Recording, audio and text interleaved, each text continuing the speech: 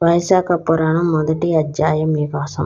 తెలుగు పంచాంగం ప్రకారం 2 మాసాలు వైశాఖ మాసం, కార్తీక మాసం ఈ మూడింటిని ఆధ్యాత్మిక సాధనలో ముఖ్యంగా చెప్తారు. ఏ విధంగా అయితే కార్తీక పురాణం, మాఘ పురాణం ఉన్నాయో అదేవిధంగా వైశాఖ పురాణం కూడా వ్యాస మహర్షి రచించాడు. వైశాఖ పురాణం క్రమం తప్పకుండా 30 రోజుల పాటు చదివితే ఇహలోక సకల శుభాలు అనుభవించి అత్యంతమైన విష్ణు అనుగ్రహం పొందుతారు.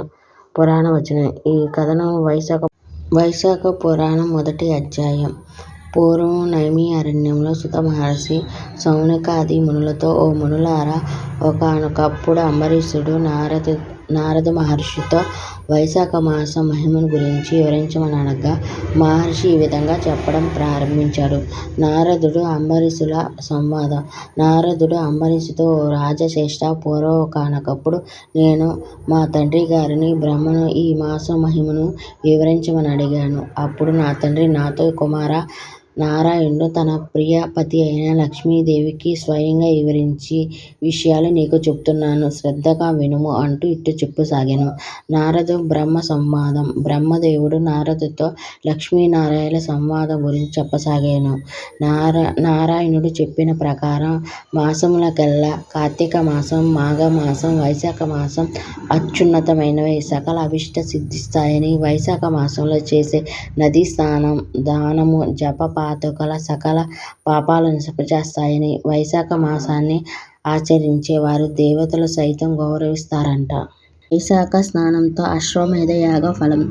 మాసములకెల్లా వైశాఖ మాసంకు చాటు లేదు.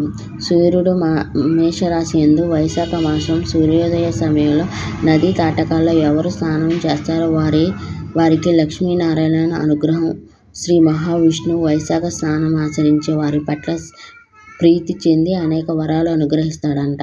వైశాఖ మాసంలో ఒక్కసారి మాత్రం స్నానం, పూజ చేస్తే పాప విముక్తుడై విష్ణులోకాలకు చేరుతారు. వైశాఖ మాసం వారం రోజుల పాటు నదీ స్నానం చేసి ఆ శ్రీహరి అనుగ్రహంతో పాటు కొన్ని వేల అశ్వమేధ యాగం చేసిన ఫలం కలుగుతుంది. వైశాఖ మాసంలో నదీ స్నానం వీలు లేనివారు కేవలం స్నానం చేయాలని సంకల్పం చేసినంత మాత్రానే 100 అశ్వమేధ యాగాలు చేసిన పుణ్యం పొందుతారు. సూర్యుడు మేషరాశి ఉండగా ఈ పవిత్ర నదీ స్నానంలో వైశాఖ స్నానం చేయాలని దృఢ సంకల్పంతో ఉన్నవారు కూడా శాశ్వత విష్ణు అనుగ్రహం పొందుతారు.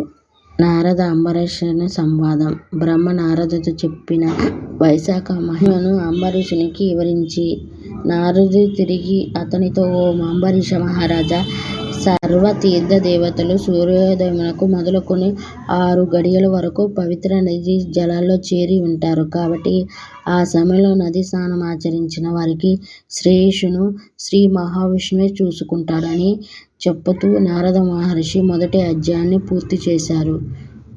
లక్ష్మీనారాయణాయ నమః. వీడియో నచ్చితే ఒక లైక్ చేయండి. మరిన్ని వీడియోల కోసం నా ఛానల్ని సబ్స్క్రైబ్ చేసుకోండి. కామెంట్ చేసి షేర్ చేయండి. ధన్యవాదాలు.